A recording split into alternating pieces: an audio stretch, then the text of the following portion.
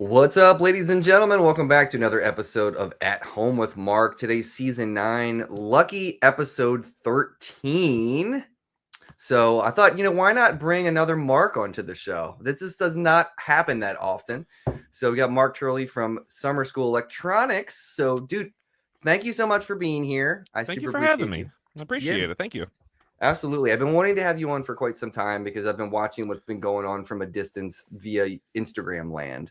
But I thought, let's get two Marks in a room. We'll kick it. We're both nerds for music, and we'll have a conversation. Perfect. So, Mark, I always ask this first just as a launch pad because I think it's so interesting. But, what is your earliest, music-related memory? So, I was thinking about that, and so growing up, neither of my parents are, music people. It's just not... They would, go in the car and listen to, sports talk radio and all that stuff. Nice. So when I remember riding the bus to school, you're listening to top 40 radio, and they're playing the same stuff, and you're just it was early 90s pop, and I remember being oh, I kind of like that song, I kind of know that, and that was the whole introduction to just music in general. It was just riding the school bus listening to pop music. And then it wasn't until later that it was hey, some friends started to play guitar. I think I want to play an instrument. And then went down that whole road of doing that whole thing, Did you play in school band or anything? I played drums before I played guitar. So it's one of our friends who grew up down the street from me. He played guitar. He had a white Stratocaster. I can still picture it. And I remember he got the I think it was the bluish Fender Jagstang, the first ones when those came out. Oh yeah, I remember. You know what I'm talking about? Yeah, totally, dude. And I remember he got it, and this had to be 97 or something. And so he got it, and he was so excited because it just came in the mail. And another buddy was there, and so he's playing his new guitar. Our other buddy's playing his old guitar. And I'm just sitting there well, this looks like a lot of fun. And okay. And they were just in passing, hey, are you going to play something? And I remember he had a picture on the wall of I think it was Silverchair, some power trio from the 90s. And I didn't know the difference between guitar and bass, but I'm well, there's two guys playing guitar and someone playing drums. So just, yeah, I'm going to play drums. I think I could do it. It doesn't look that hard. I think I'm going to play drums. And they're oh, cool. Yeah. So Mark's going to play drums. And then I was Mom, I think I want a drum kit. And she's what? Where is this coming from? But nice. That's the first thing parents love to hear out of a child's mouth is I want to play drums. Totally. And so I was all right, well, you started taking lessons at school. I got a drum kit for my birthday. This old hippie down the street who was giving them guitar lessons started giving me drum lessons. And then it was just quickly oh, I'm going to do that. And then some other buddies, this dude was who I was in high school with, saw that I had drumsticks in my bag. And he's you play drums? I play bass. My buddy Steve plays guitar. We're going to start a band. We're coming to your house on Saturday. It was just sure. And from that, Steve, who played guitar in that band, we became lifelong friends. He does all of the artwork for our pedals. Oh man, that's awesome. So when people talk about our artwork, I'm well, yeah, Steve and I have this shared vocabulary because we've been friends for 20-something years. Mm-hmm. So if you can say, I want the artwork to be this with this super obscure reference that, nobody would get, he's I know exactly what you're talking about. Yeah, it's this. And we're yep, that's the artwork. You know what I mean? That's awesome, dude. But yeah, that was just it joining, first band in, 9th grade. That's killer. Dude, I don't know if you feel this way. I, genuinely feel this way that, that time period of being a young kid and doing the all day jams on Saturdays with your friends. The best. So good. The best. And it's funny now when I have rehearsals at my house for a gig and stuff. These cats are all heavy players. They don't want to do that all day. So it's you got 2 hours of my time kind of thing. And I'm man, I want the days of let's just hang out. We'll order pizzas in the afternoon. We'll work on music all day. You know what I mean? I think back, I'm how much music did we actually work on? You know what I mean? Yeah. Because even now I'm yeah, we get together and it's like, all right, we'll get together at 5:30, and by like 7 o'clock, it's like, we good? That's pretty good, right? Like, all right. Yeah. And we Yes. joked that we're like band practice. It's our punk rock book club, where it's like Hmm. we'll run the set. We'll who's writing something new. Hey, did you guys see this thing, or have you watched this show or read this comic book? And we're like, yeah. And it was like dudes who were like in their 30s and 40s, just like, well, that was really neat. That was fun. Right. Yeah. But it's still so great, man. Like that's the thing is like I talk to people all the time who will like comment on my YouTube videos for guitar stuff and like I'm just a bedroom player, but I'm like, so what, dude? As long as you love it and you have fun and like if anybody's trying to tell you like don't buy a pedal, practice. You are practicing. When you get a new pedal and you're playing, you have the guitar in your hands. So And don't listen to that bullshit. Like, so, oh, totally.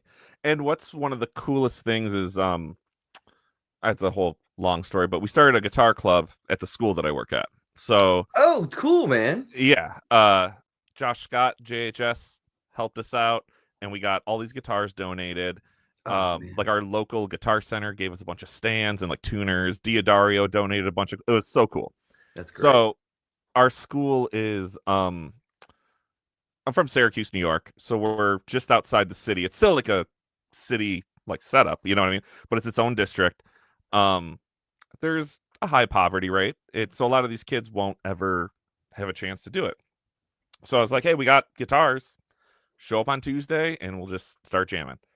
So I have all these kids showing up who are just like, I don't know. They're like, what do you want to play? They're like, I have no idea. Like, you want to learn how to play the theme to Super Mario? And they just grab a guitar, like, do do do do do do do, and they're like, oh my god, I can play guitar now.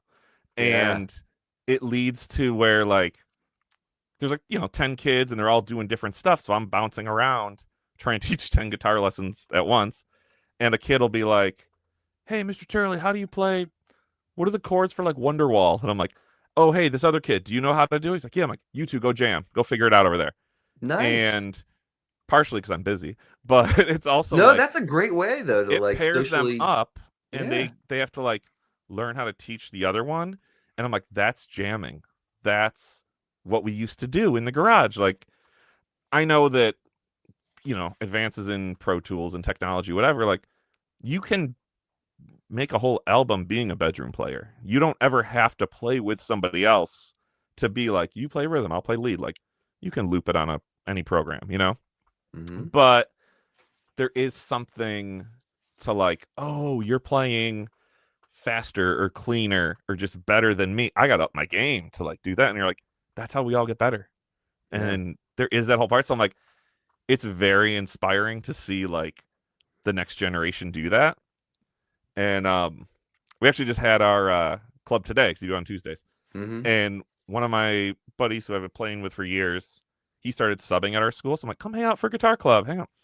So we're showing the kids. I'm like, all right, so watch. If Matt plays these chords, I can just noodle a little solo that's only 5 notes, but like we can do that. And then I'll play the chords. And they're watching us just like jam and improv. And they're just like, what is happening? I'm like, and you can do that. Like, we'll get you. And they're like, yes. Yeah, okay. I'm like, okay. We're getting there. Music is still cool. Yeah, right. I mean, I think that remember that article that came out a while back, how like the electric guitar is dead or whatever. I can't remember what Which that was. one? All of Was them? that it? Yeah, I know, right? But I find that to not be true whatsoever. I mean, you can see it if you walk out your front door. If you walk into any major city, how many bands? I don't know what it's like in Syracuse in terms of like the music scene, but here in Baltimore, there's a street downtown, kind of like Austin, like the 5th Street in Austin, where it's like there's live music in every bar, kind of thing. I'm just like, man, if that just can continue, all the kids that are, in your groups, like they're gonna see like, oh man, like I can get to a point where I can play in front of people and to feel the feedback of people enjoying what you do. There's nothing like that. There's no drug that will ever touch that. I still remember the first time that like high school band, I was talking about the first time we were like, we're trying out for the Battle of the Bands. And we didn't make it. But just doing the tryout of being like, I'm playing drums, and like, wait, they clapped at the end? Oh my god, like that's never happened before. And they're like, yeah, play another one. We're like, a second song? Oh my god. We're so unprepared. Right? And you're like, oh, that's just like the coolest thing in the world. Yeah. So when did you switch? When did you stop playing drums? So I was playing drums in that band, and then I don't know, maybe like a year or two into it, I never really stopped playing drums, but it was the whole thing of like I wanted to be a songwriter. I wanted to play originals. We were always doing covers. And it would be like, "Hey guys, how do we like let's do something original?" And those guys were just like, "We don't really write. That's just not their vibe." So classic, well, teach me to play guitar. I'll write us a song. And my buddy Steve, who does the pedal art, was like, "All right, this is a D chord, and there's a power chord, and that's the internet. And go figure it out. Leave me alone." And it was just a lot of like finding tabs online and being like, "Oh, okay, this goes here. Oh, that kind of works." And then it was just writing a bunch of crappy songs. And for years, even like now, I play guitar in one band, I play drums in another band, Oh, and cool, just man. try to like always get that going both ways, which is super fun. So what did you grow up on? What did you grow up listening to then? So like 90s alternative, like radio alternative. So like the first Third Eye Blind record changed my life. Okay. Like Everclear was another record I really love. Early Foo Fighters, all that kind of stuff. And then when I started playing in bands, it got more into like, oh, if you like the faster, rockier songs, have you listened to a lot of punk rock? Here's a lot of that stuff. So you're getting more like, excuse me, like, hey, have you ever heard Dropkick Murphys? Like that's a super, unique take on that. Or like here's Blink 182, Dude Ranch. Here's all the Green Day albums. And you're just like, oh, I like this. And then you start going down of like, well, all the punk bands all like are on the punk labels.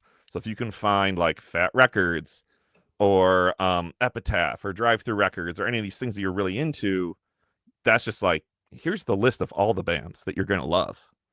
So that with like, early 2000s, all like the emo stuff and all that, I was like, oh, I'm getting into this. So it's like that alternative rock that turned into the like pop punky emo, all that stuff kind of went in there. But Mm-hmm. the other thing, just going to shows, is that like the hardcore scene in Syracuse is like huge. Like Earth Oh, Crisis was really? from here, and like they did the Hellfest festival was here, and it was like there's this huge like punk hardcore scene, and like I was never super into that, like, but it was always around because everybody who you're friends with was also into that. So you'd be like, oh, here's whatever, Hatebreed here, or all these different bands, whatever, and you're like, oh, I'm not like totally super into it, but I get it. Like I understand that whole thing. So it wasn't uncommon when I was in like high school to be like, I'm playing in like an alternative rock punk band, but we're playing after a ska band and before like a hardcore band. And then there's some weird noise act that's going to go on. It was all these mixed shows. So you're just getting Mm-hmm. into all this weird stuff. You know what I mean? Mm-hmm. So yeah, so it's kind of like everybody says been to a little bit of everything, but it was really, I think like punk rock was kind of like the gateway to all the stuff that was really like influential. And it was the Yeah. whole like DIY part of it too, of like, hey, so I don't know how to write a song. Well, we'll figure it out. We'll do this, we'll do that a couple times, maybe throw in a bridge. Yeah, it's good enough. And I was like, oh, I want to play a show. I don't know who we talk to. Like, I know shows happen at this venue. All right, we'll Mm-hmm. call the venue and be like, hey, how do I set up a show? And like, oh, apparently I'm a promoter now. Just because I didn't know like that's a different job. It was just like, I just want to play. I got 3 other friends in 3 different bands. They said they'll play too. So I guess we have a show and now we hand out flyers. And it was just like you figured it out, like, oh, I want to go on tour. Wouldn't that be great? How do you do that? I don't know. You do what you did here, but in like 10 different cities. I don't know. I guess Mm-hmm. we'll figure that out for one summer. And you just kind of like built it all up from that.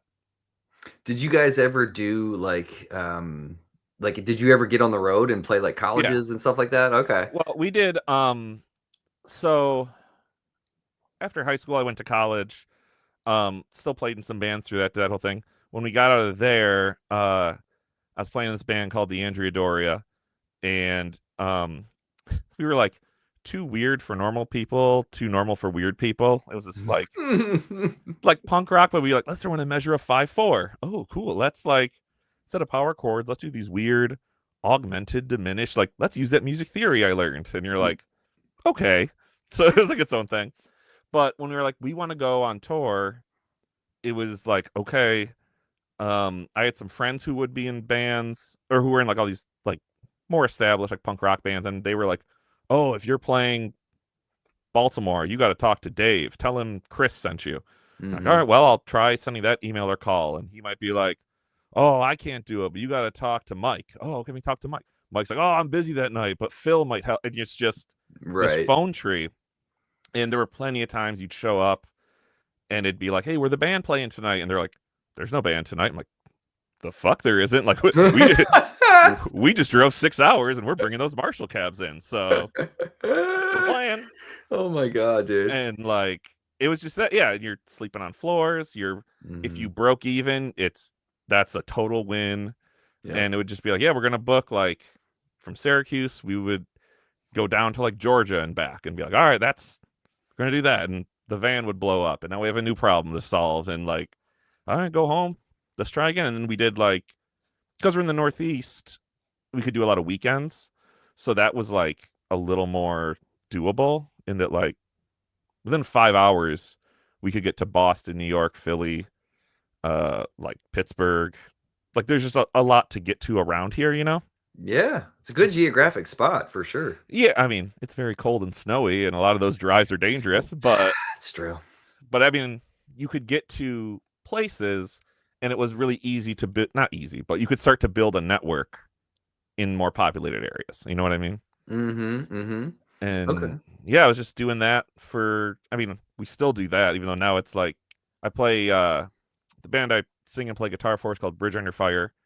And even those dudes were like, if we could do like 3 weekends a year, I think that'd be great. Right. That would be amazing because everyone's got kids and jobs and yada yada. We're all adults.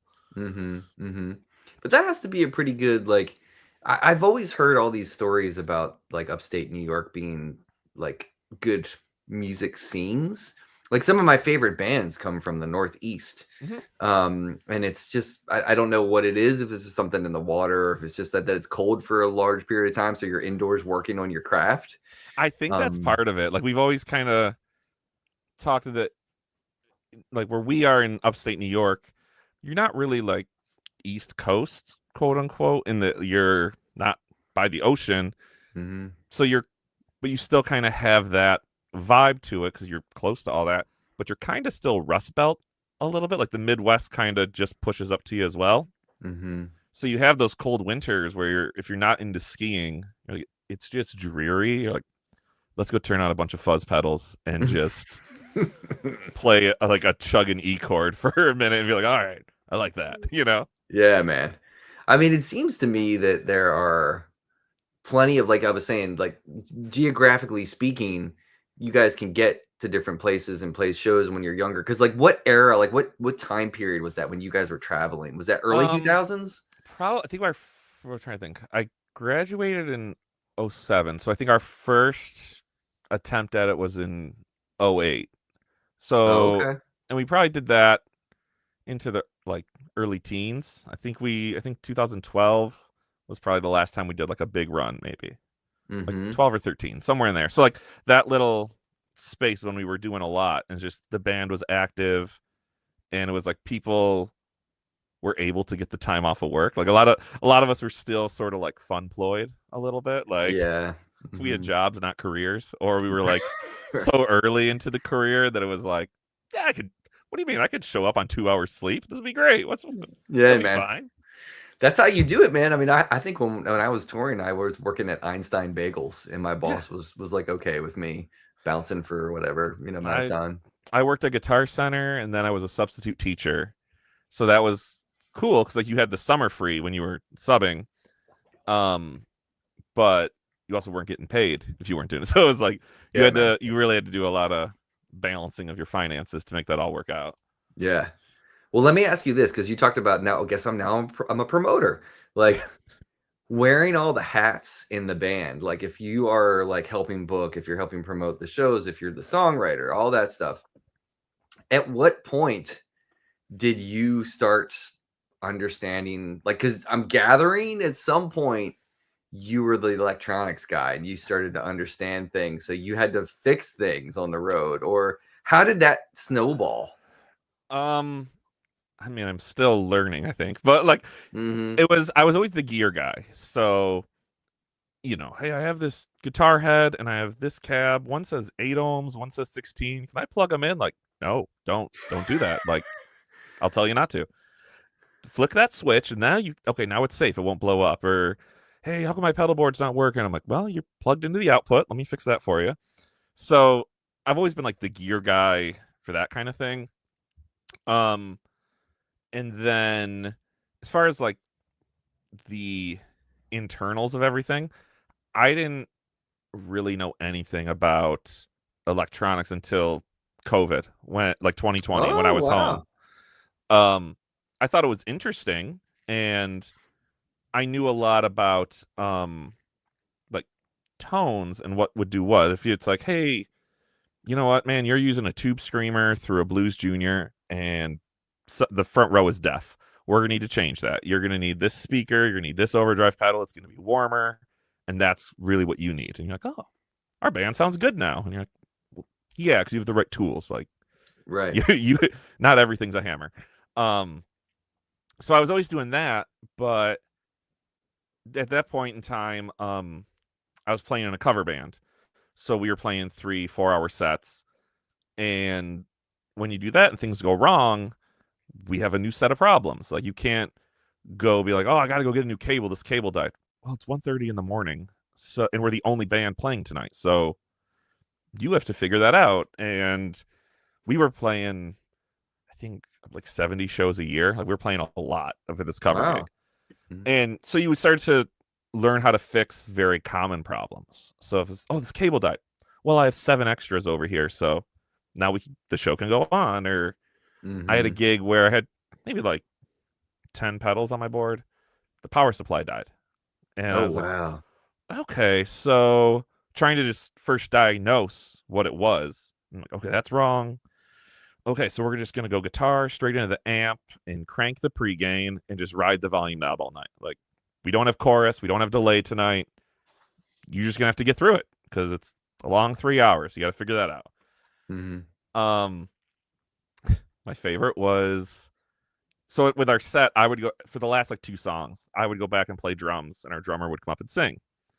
So we're finishing like the first hour and a half, and we go to switch for the last 2 songs. He goes, oh, by the way, the bass drum beater just went through the drum head, so don't hit it too hard. And he walks away, and I'm like, what? So what? He's like, yeah, just we're gonna roll with it. I'm like, I don't have a kick drum, and we're playing like dance songs. We're playing like Right. Montel Jordan with no kick drum. So I'm like, so we're like, all right, so try to get through it, and then the entire break, he's behind the kit putting gaff tape on the head. I'm reaching into the kick, trying to put gaff tape inside. We're like, will that get us through another hour and a half? Like, maybe. We're here. There's no music stores open. Man. Yeah, so you just kind of have to figure out what you can do and try to plan for redundancies, Mm-hmm. But yeah, but so we were doing all that. So during COVID, when it was like, well, it's summertime now and there's no gigs and I'm not teaching, I had to fill my time. And I'm like, I have all this gear that I'm just like not using because we're not playing gigs. Like, I know what I need, and the rest is just fun. I don't need to just buy more fun stuff. You know what I mean? Mm-hmm. So I was like, I'll Or buy. maybe no. Maybe I don't know that. I mean, I yes, have a problem too. So yeah. Well, for me at that point, um, it was, I have a flanger, a phaser, and a phaser flanger. Like, I have every effect that I could conceivably need, and I'm not actively using them. If I was actively using it and be like, it doesn't work in the band, I'll sell it and get something else. But I'm like, it's never leaving the house, and I kind of know what I want to do, so I'm like, I don't know. So I bought a BYOC fuzz kit, and I was like, I'm gonna learn to build a clone. Terrible. It didn't work. I was like, oh wait, it matters where you put each resistor. They're not just universal. They're like something really dumb, Is that the first time you soldered? I had soldered like guitar pickups here and there, and it was always a crapshoot whether or not like it was gonna work. Like I was not good. But yeah, this was when you're home on like a Saturday afternoon, I got this little, crappy soldering iron that definitely didn't get hot enough. And like now, what I know now of like what you should have. Right. And I'm like, let's figure this out. We started working on it, and I was like, it one didn't work. And I'm going on the forums to be like, why is this? Here's my photos. They're like, okay, first of all, your soldering sucks. Also, these 10 things are also wrong. So I got really good at like removing stuff and then trying to redo it. And I'd already Oh. cut all the leads, so it's even harder to solder them now. Yeah. And once I started doing that, a buddy who lives in Pennsylvania, like our bands had played shows together, he saw that I posted, was like, "Oh, you build pedals?" I'm like, barely. And he's like, "Oh, I do that too." He's like, "Here's all the resources that I use. You should go here, here, and here. You can get it cheaper. You can source your parts, and you want this and this." And I'm like, "Oh, you just opened a whole new world to me." And so for about a year, him and I were, hey, I built this thing. Here's a photo of it. He goes, "Oh, I made this one. Here's a photo back." We're just trading. If I was like, "I have this problem," he's like, "Oh, I had something like that. I did XYZ. And that went on for like all of 2020 and into to like 2021. I was like, I want to make something that's mine. So I've kept researching like, how do you build a breadboard? How do you modify? What can you do here? And that led to all this other stuff. And then I was like, all right, well, during COVID, we got 2 rescue dogs named Gus and Gladys. And I was like, well, I want to make the Gus drive. I want to pedal with my dog on it. So I would like worked on this whole thing, and I like, hey, I got this. Learned how to build the PCBs in a computer a CAD program. And I'm like, oh, it works. And so we built it all together. I'm like, oh, I got a Gus drive. That's a little one with my dog on it. I was like, when you order it, there's like a minimum. So if you're like, oh, I got like 5 PCBs, so I can't just get one. So I was like, what if I make a couple of them? Maybe somebody will buy it, and like, I don't know, 10 of them will sit on my shelf. And it'll be a funny story one day if someone comes over like, what's in that box? This dumb thing I made once. You want it? So I was like, all right, well, I'll make a throwing together website. We'll do pre-orders. And this was in September of 21. And I'm like, yeah, we got the Gus Drive pre-order. I'm like 12. And we got 13 pre-orders. And I was Whoa. like, I think I got to make some more. So I'm like, all right, so we'll order like 20 more. And then like, they just kept getting ordered. And I was like, this is weird.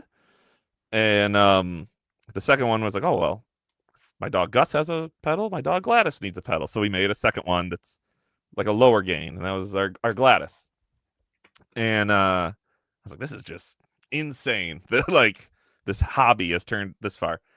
And I had sent one to Josh Scott just as a thank you of like, I'd watched all of his videos as I'm like getting into I'd been a fan and, had a bunch of JHS stuff and was watching his videos where he's like, oh, this is what a transistor does. And I'm like, finally, somebody explains it that I can understand it.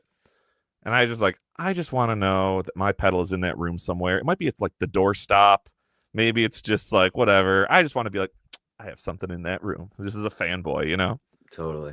And then I got a message like, oh, hey, we're featuring your Gus Drive tomorrow on our live stream. I'm like, what? And so they played it, and I was like telling everybody like, you gotta check out this thing. Oh my God. I'm sure it's crazy, dude. It was, and I was like, send him a thank you. And he was like, yeah, whatever else you got, just like send it in. So at this point, it's like, oh, we sort of have a company here. Like my buddy Steve was playing in bands with, is making the artwork. I'm soldering after school. And I'm like, all right, we'll figure this out. We did a few more designs, and I would just send Josh one, and he would feature it. And I was like, oh my God. And it just kind of like slowly kept growing. And then I saw some, maybe Mojo Hand, I can't remember which, some company I just saw on Instagram like, hey, we're doing the Brooklyn Pedal Show. And I was like, there's a Brooklyn Pedal Show? And I was like, oh, let me look into it. And I emailed them like, hey, any spots open? And they're like, yeah, you can come down and vend and do this thing. We're like, sure. So me and Steve went to Brooklyn and set up, and walking in where you're like, if you're if you're playing like a heavy metal band and you pick a name that sounds really cool at practice, but then when you got to tell somebody your name outside of practice, it sounds so dumb.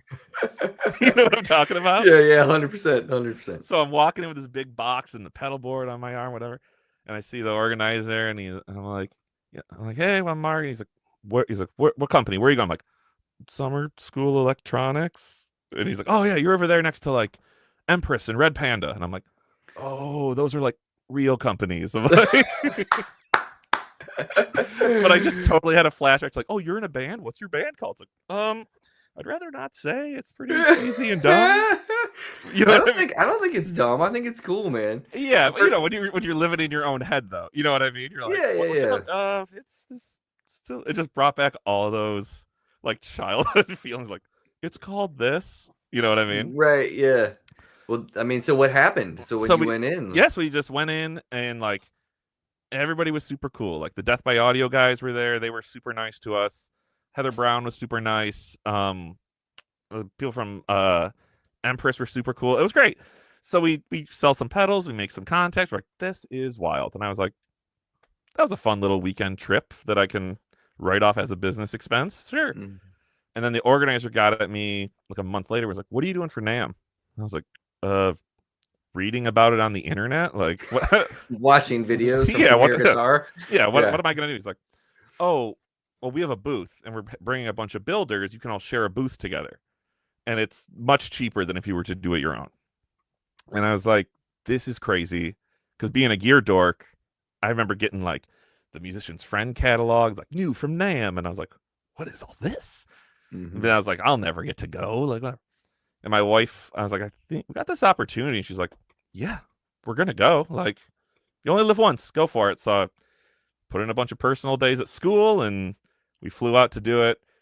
And again, we go to this big booth, and we're like, we are the smallest, weakest fish in the ocean. Like, you just feel so tiny. Yeah. And they're like, all right, here's your booth. You're right next to Earthquaker and Great Eastern. And I'm like, those are real companies. Again. Yeah, you're just like, oh. At that point, though, was there just some part of you that was like, now I'm a real company? Well, so I left out this important thing that also happened. While I was sending stuff to Josh, here's one. We had put out this pedal called the Science Fair that has like a rat and tube screamer in parallel, and you can blend between them. And I was like, this is a really cool idea. And I had sent him one, and he never showed it. And I was like, whatever, you know. I thought he'd be into it, whatever. The day of Christmas break from school, I see on the JHS page, like, top 10 of the year, and the Science Fair is in the graphic. And I was like, I only have like 5 of them on the shelf. Like, I should probably make a few more, but I only had parts to make like 5 more. So he does the live stream, and he's like raving about it. And I'm sitting at home watching it on the couch, like, this is very surreal. And my phone just starts vibrating with like orders. It's like, your store is sold out. I'm like, oh, well, I can make more, restock. It's sold out again. Just set it to pre-order. And it just starts going and going. So I'm at Christmas dinner with like my whole family. My phone's just going off. And I'm like, we're going to be building pedals for a while. This is a lot. Like, hundreds of pedals sold in like a weekend. Mark, that's crazy. So, it was amazing. And like, I can't thank them enough, because it was like, this is insane. So we had that leading into NAMM. So like, some people were coming up and they would see the Science Fair on the board and be like, I've heard of that. And I was like, that's insane. Like, okay. And it was just a lot. Yeah. So then you're like, oh, I think we kind of are a real company now. Like, it went from like a hobby to like, you have a second full-time job at this point. Wow. And from there, you make all those connections. And the people at Earthquaker were also incredibly helpful and became like some of our best friends. And they were like, you should come out to Earthquaker Day. And I was like, well, yeah, I'd like to go there. No, you should like sponsor it and come on out and do the thing. And I was like, really? Even though like we sell pedals and you sell pedals? They're like, yeah, come on out. And I have this here. Hang on a second here. It's so cool how supportive the community is. It's insane. It's crazy. Yeah. And so one of the things we got for sponsoring was like, they had just put out the Ledges pedal, but they gave us like a special colorway that has our logo printed on the bottom of it. Oh man, and I was like, dope. That's, as a pedal dork, I'm like, that's amazing. That's awesome. And so we just like got to do that, and then that led to more shows. We went back to NAMM, and we're getting dealers, and it's just kind of growing and growing. And it was just, I was bored during COVID. I had no kids to teach and no gigs to play. Oh man, see, there's some silver linings to the whole pandemic. It's really like everybody's story is so different. I mean, I started doing this in the pandemic, and it's filling a void for like human connection during that time, obviously. Totally. But it's turned into this whole thing that people are like, you got to have this person on, this person. I'm like, of course I would like to have friggin' Madison Cunningham on. I've tried. I can't get her on. But it's just, like there's this silver lining to everything. That is absolutely amazing. I mean, first of all, Josh is just so giving as a human being. Like he doesn't have to like support any other brands at all. Yeah. But the fact that like he is so like everybody needs to like hear this stuff. There's room for everybody, Yeah. Everybody, I mean, so, and that's just like, Earthquake or JHS, two of like the heavy hitters, but like so many companies that we've met, like we've just become friends with, and like just text all the time, like big companies to little companies, you know what I mean? Even when we went to we did Fretboard Summit this past summer, and like, all right, so you're in like this room, and it was weird because it wasn't like a big like hall. It was like there's separate little rooms, then you'd have to go in each one. So I was like, I don't know if anyone's gonna come in our room. I don't know who we got. And we were in there with like Voltic, Madsen amplification, Chase Bliss was in there, Sife guitar, Silk Tone. Oh, I remember seeing like video of that. Yeah. Brown amplification was in there. I know I'm leaving somebody out and I'm drawing a blank and I feel terrible. But we just had this like really chill, cool room where like everybody just got along. Everyone's playing each other's stuff. If someone's like, hey, I'm gonna go grab lunch, like, we got you, we'll keep an eye on your stuff. And it was just a super cool vibe. It wasn't like, oh, I see you're looking at that. Well, we have something like that, but better over here. You should, you know what I mean? There was none of that. It was just like, oh, you're checking that out? Like, yeah, it's rad. Like, I was playing it earlier. I love it. Yeah. Are they doing that again? That was in Chicago? Yeah. Are they doing that again this year? Like they're doing it again. Yep, in August. Okay. Yep. They're doing I don't know if it just ended, but they were doing like discounted, like early bird tickets or whatever. So like, oh shit, I want to go. It might still be going on. I'm not sure. Okay. Okay. But that was, it was super, super fun.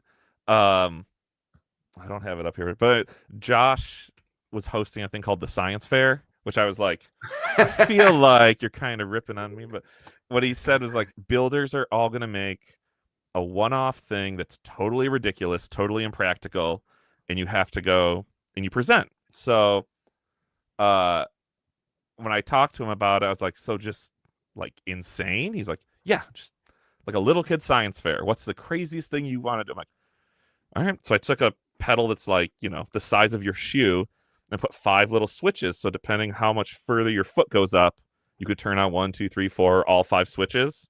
And it was like a boost into a blues breaker, into a 250, into a rat, into a fuzz.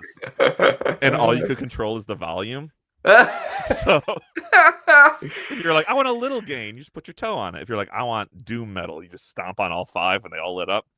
And I showed it to Josh at the thing and he's like, what? And I was like, I'm going to present it. So I do this whole presentation and he was like, I was like, oh, here, I'll show you how to play it. And he's like, no, I want to play it. And so he's playing and I'm like stepping on it to turn them all on. And it dawns on me when I have like all 5, it's just feedback and chaos. And I'm like, these people paid hundreds of dollars to come play the world's most beautiful acoustic guitars. And I'm just making them listen to feedback in this room. I'm like, I'm going to take a bow. Yeah, right? I'm like, this is insane. That was the homework assignment. Yeah, I was like, we did it. We called it the report card. And, oh man, that's so funny. Yeah, there's like videos on our site of like I was demoing it where like playing was it the Clash song Should I Stay or Should I Go? But every time the guitar stops, it gets more and more distorted. It was just chaos. Yeah. Oh man, that sounded like so much fun, and it seemed to me like it was like the anti-NAMM show, which I don't have anything against NAMM. I've had fun every time I've gone, which I've only been twice, but hey, me too. Yeah, but I mean, like that seemed like that was like a more mellow, like that's more my vibe. It was definitely more about hanging out. Like Yeah. People were buying stuff and like they were selling whatever. But it wasn't. You didn't feel like the clock was ticking, and you have to make all the contacts. You have to maximize all your time. Hmm. Whereas like NAMM could kind of feel like that. We're like, all right, we're from the East Coast. It's an expensive flight. You Yeah. gotta hotels, meals, travel, whatever. You're like, okay, I really need to maximize. Like for you, get all the guests and make all those contacts, and like we have to find dealers and yada yada. Hmm. Um, Whereas this was like, no, you're just in a room full of guitar dorks. That room is like buildings because there was two buildings across the street, Hmm. and you could just walk up and look at anything and be like, "Oh, is that blah blah blah blah blah fancy wood?" And they're like, "Oh, let's sit down and talk about it."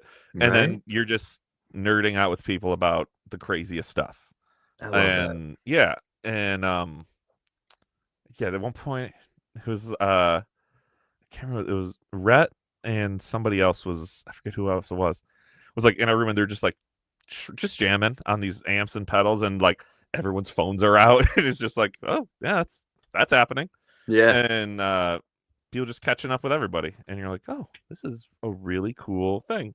Hmm. And you know, go out to get dinner and you're like, oh, I saw that guy earlier today. Comes over, hangs out, like, oh, talking more guitars even when you're not at the event.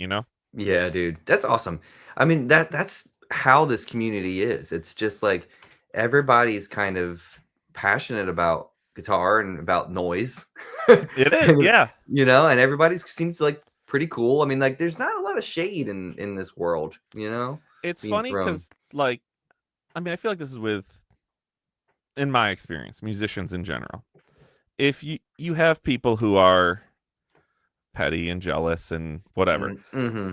but once you get to the level above that, and the people who are like, I don't have anything to prove, like I'm doing it, those are the people who are the nicest because they respect everybody regardless of genre.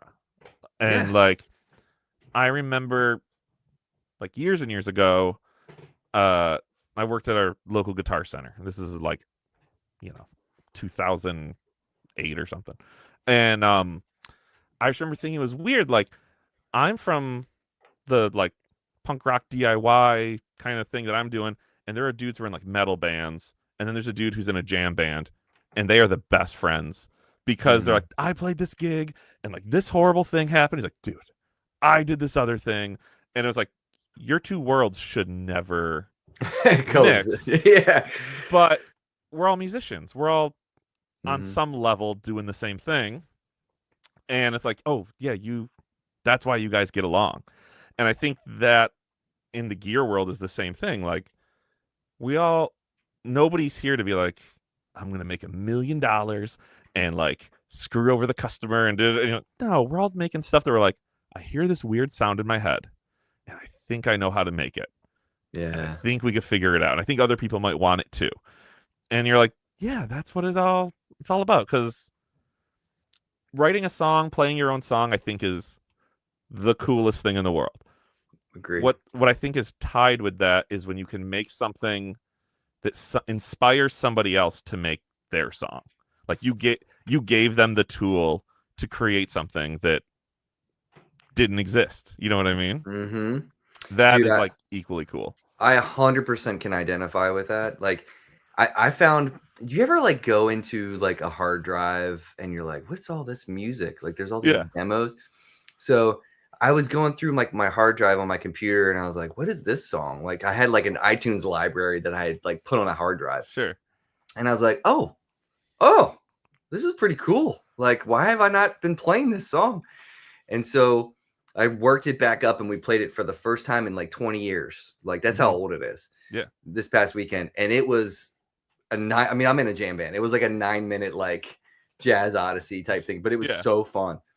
And then when we were done and I was like listening back to it like today, I was thinking about like the bands that influenced me to write that music. yeah, And I've gotten to know a bunch of the dudes in the band Mo, which is an upstate yeah. New York band. I played here like 2 nights ago, I think. Oh yeah.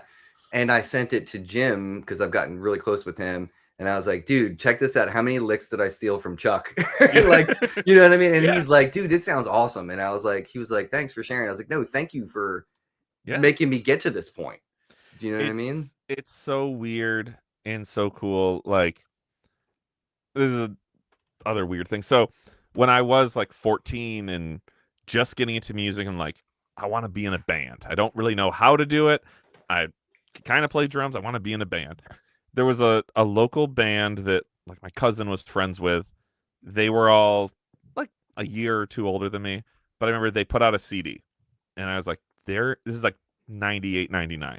So I was like, they have a CD. They're like a high school band. Wild, right?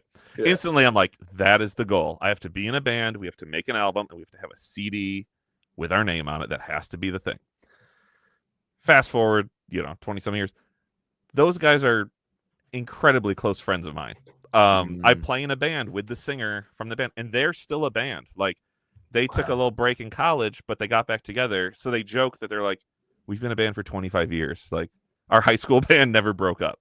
That's so funny, man. And it is funny because you go back, and if you look at, I learned this thing, or I played like this, you're like, oh yeah, you ripped off that guy that now you're friends with. Right. And it's just, I don't know. It's a weird thing. Let me ask you this. So when you were just talking about hearing a sound in your head and making it a reality kind of thing. Yeah. So when you first built like your first overdrive unit, for instance, like if you were going for a sound, was there a song that was the catalyst to that? Was there a sound that you heard on a record that you were like, I like that, but I'm hearing something more? That's what you're saying. I, for years, I know it sounds weird, like didn't play with any pedals. And then I started working them in. I was like, if I'm going to use an overdrive distortion pedal, it has to be better than the dirty channel of my amp. So for a while I was playing like a JCM 900 or like an Orange AD30, and I loved the gain sound of just that amp that's about to explode. And you're like, that's my drive. So I would play stuff and be like, that's okay, it's whatever. And during that run of my wife's home, my dog just had to go tell me. During that run of building clone pedals and like practicing and learning, a lot of them were like, I'm gonna build pedals that I just never had. Like, they're not even rare. It's just, a DoD 250. Just, I never had one. I just skipped that step. I'll learn to build one. And so I would build it, and I remember playing it through my amp. And when we started doing gigs again, I would play it. And I'm like, I like it, but I don't like XYZ. It's the clipping's not exactly right. I don't like that the volume's not where I want it to be. I'm going to learn how to fix that. And it would kind of work through and be like, oh, well, now it's modified enough that it's not like a straight 250, but it's modified for me, so it makes it something different. And that became the Gus Drive. So a lot of them were kind of like trying to solve problems. My favorite one that took me a while, and we finally did it, was when we play in the cover band, again, because we're DIYing it. I would also do sound. Like, I'd have a little mixer next to me and playing guitar and like do our mixing board, right? And all we would run through the mains were vocals. So if it was like the bass has to be louder, well, turn the bass amp up. I'm too loud. All right, well, turn my volume down. And that's how we would do sound. But when you're playing for hours and hours, I need to take a solo. So I need to boost my volume to do a solo in the mix. Well, now the other guitar player can't hear himself, so he's going to turn up a little bit. Oh, we can't have that. I guess I got to turn up. And by the end, you're like, well, it's obvious we just created a problem, right? Right, yeah. So I was like, what if we made a boost pedal that instead of just getting louder, it got brighter? It'll boost the EQ, and we can make it boost volume, or we can just boost the EQ, whatever. So we called it the Bootster Booster when it first came out, and then now that everything is like school themed, we have the extra credit boost. That circuit is within it, and you can do that still. Nice. So it's become this super useful tool of like when you're playing anywhere that even if you have a sound guy and you're like, I'm going to solo, and you go louder, and he's like, no, you're not, and turns the volume down. This isn't doing that because you're not boosting the volume, you're boosting the EQ, which to the audience is like, oh, it pops, but I can still hear that other guitar playing rhythm. because we're not fighting for volume. We're just changing where we are in the EQ spectrum. Mm-hmm. And once we did that, I was like, oh, we don't have that problem in our band anymore. Like suddenly, whenever I have to pop for a solo, you can hear my guitar, but you can clearly hear him. So he doesn't have to turn up because he can still hear himself. And then when I Wow. turn it off, my volume is still there, but sonically the frequencies are back to where we were during sound check. You know what I mean? That's pretty amazing. I mean, I've heard that story, the telltale Tom Bukovac story of using the Boss EQ, Yeah. pedal. That's kind of in that vein, but that makes sense to me that you would want to do something like that. How many? So it's 2 guitars in the band? Yeah. Okay. Yeah, that sonic space, man, when you're working with 2 guitars and like depending on which guitars are in the band, Yeah. type of guitars, that is a problem Well, sometimes. and that's the thing too of like when I played in a cover band, even in my original band, the guitar players are great, but they're not gear guys. So they're Mm. like, I play this amp, I play this guitar, and I have 2 or 3 or 4 pedals. And that's what I have. That's what it'll always be, and that's it. Mhm. So being a gear dork, I'm like, okay, well, if you're playing with, a tube screamer through a Fender amp, you have with a solid body guitar, you have this sound. I'm not going to fight you. I'm going to play a semi-hollow through a Vox amp with these overdrives. So you're going to take all the upper mids. I'm just going to live in the lower mids. So now we each have our spot to live, and we're not going to fight each other. Mhm. And once I understood, like, you can do that, and aside from, the amps are in stereo, one on each side of the stage. It's like, oh, that's fixed so many of our problems. Yeah. And I've had people come up to me who are like, not audio nerds, just like concert fans who might be in a band or whatever, and they're like, your mix sounds great. I'm like, what mix? The only thing I'm mixing are vocals. And they're like, everything just sounds so balanced. I'm like, it's because I took this guitar and didn't use a very bright sounding guitar. I'm not going to play a Telly if he's got that other bright, chimey Fender thing going. Like, no, give me something that's a little darker, and I'll just live in this sonic space. Yeah. And then we're not fighting, you know what I mean? And it leaves room for the bass, and then vocals will sit on top of everything. So there's very little like mixing actually happening, Right. That's the one pedal that you like from your line of pedals, that's the one that I was the most interested in because of that whole EQ bump. Yeah, it's one of those things where you're like, a boost pedal isn't the sexiest pedal. Like boost and compression, we do the half-day compressor, and I'm always like, I think those are 2 of our most useful pedals on a board. But when we were sending them out to get demoed and all this stuff, we're like, how do you demo like a boost and a compressor on like a YouTube video? I'm like, they are not sexy effects. No. But they're incredibly useful and practical when you need them. Dude, I'm telling you, it's compression. There's a lot of like hatred for compression, and it's a very split like audience for compression, and I find compression to be extremely useful, and not as a crutch whatsoever. Yeah, dude, there's this guy building a compression pedal called the Humboldt. It's Niche Devices. He's based in is he in Vermont now? I think he might, but he's either in Vermont or he's still in upstate New York. But when I demoed his pedal, I was just trying to show off like the clarity and the volume that you can get out of that pedal because it has a lot of headroom. Yeah. But I'm telling you right now, what I'm finding out, like Saturday, like this amp. It's a 2-rock over there, right? Yeah, it's a Bloomfield drive. Mm-hmm. I never really used the second channel on it that often. I like using the first channel, getting a big, fat, clean sound. Yeah. But dude, the other night I didn't use any of my overdrive pedals, and I had nice overdrive pedals on my board. For some reason, in that room that night, that overdrive channel, when I dialed it in, I was like, "Oh my god, why have I not been using this the whole time I've had this amp?" And with the compression and having a boost like the tone stack bypass switch that's on that amp, when you kick that on and it takes the tone stack out, just the volume goes up a little bit, it gets a little bit wider. It's a boost. That's like one of the most useful things I used that night. Yeah. It's such a weird thing that you, for whatever reason, I don't know, boosts and compressors got a bad deal in guitar world somewhere in the last 20 years. And people are like, agree. They shouldn't. I don't need it. Yeah. No, and I agree with you. They shouldn't. And like I've tried it with like our compressor, the half day. I built it because I had some compressors that I liked, some that I didn't really get along with. Because compression is all about feel, and that's what Mm-hmm. makes it so hard to demo. Is you're like, all right, does the squash twangy sound? I'm like, yeah, but it's how it responds is way more to it, you know. Mm-hmm. And we would do songs where I'm like, I want that, but I also want the little boost in there as well. And by nature, compression is like this is how loud you're going to be, no matter what you do. That's what compression is, you know. Mm-hmm. And I was like, I feel like I lost volume. Like, no, you hit a threshold. But it felt weird. So I made ours where it has that, but there's so much headroom that you're like, I need this volume, but I need that squash tone, and it allows you to find Yeah. that.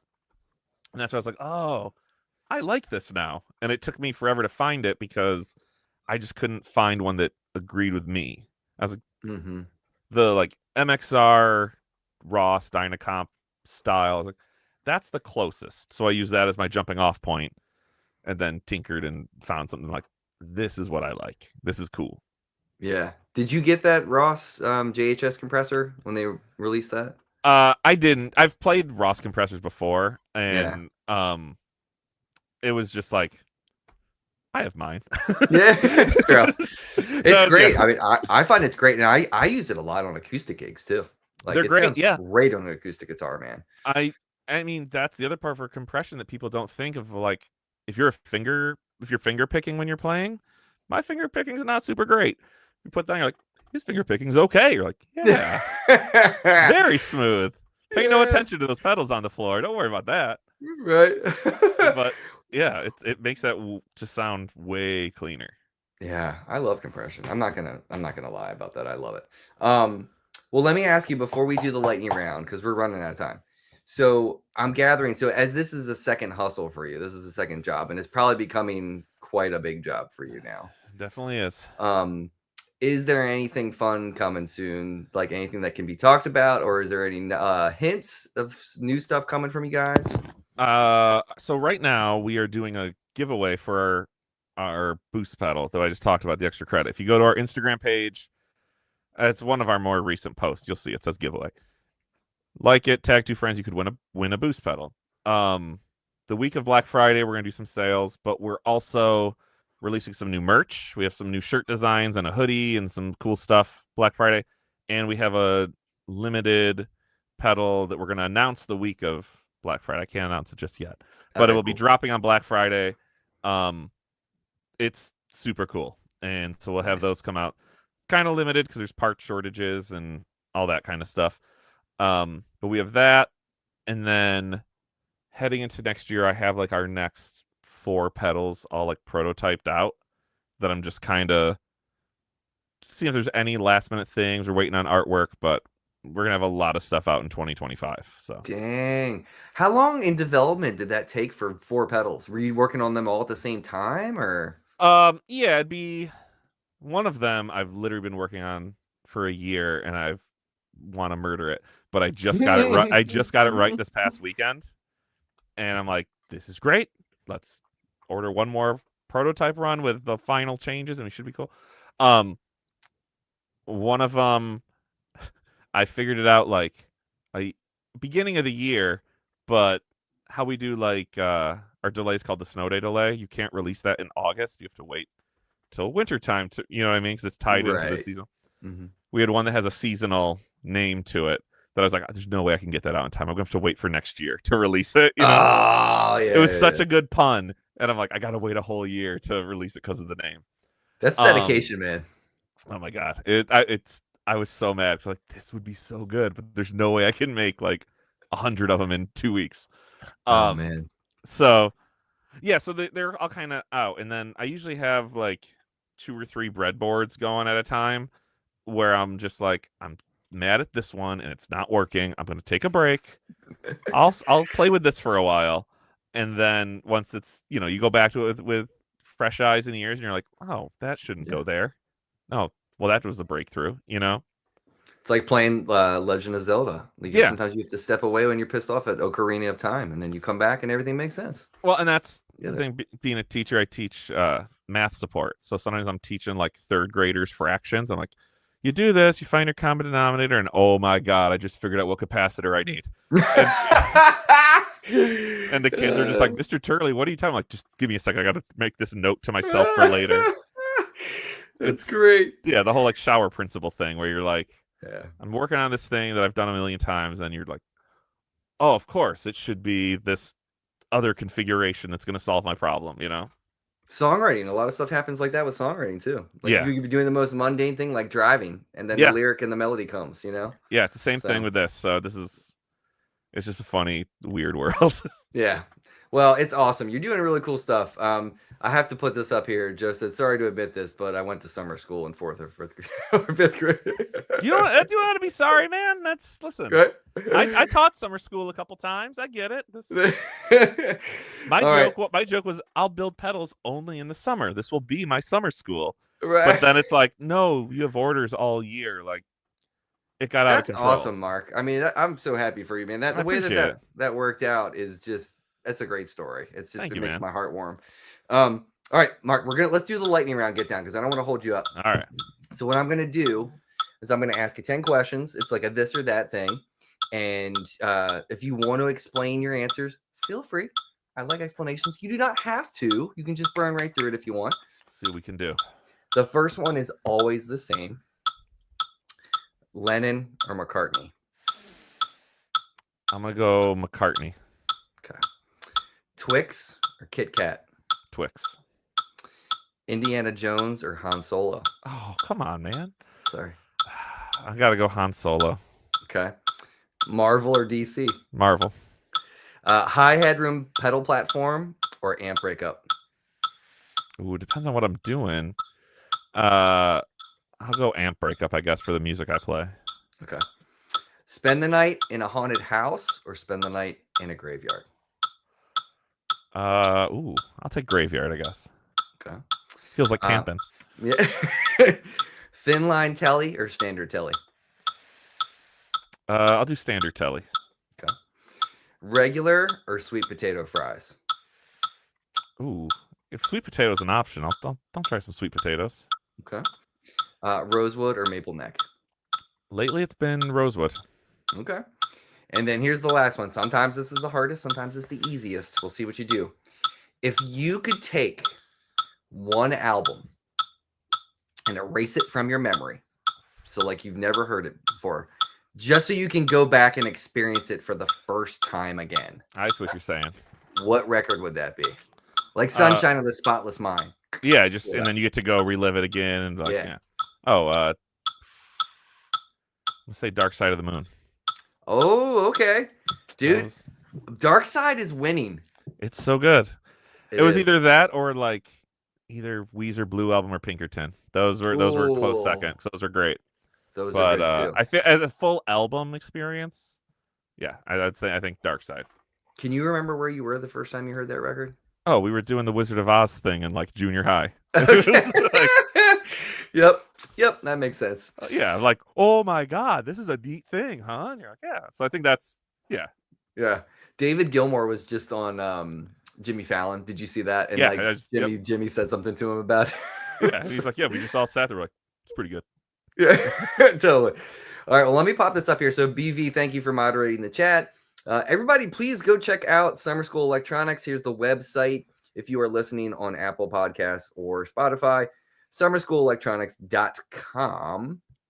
You can go to Instagram, find Summer School Electronics on there as well. Presence on Facebook too, as well as YouTube. YouTube, go to at Summer School Electronics. Very easy to find.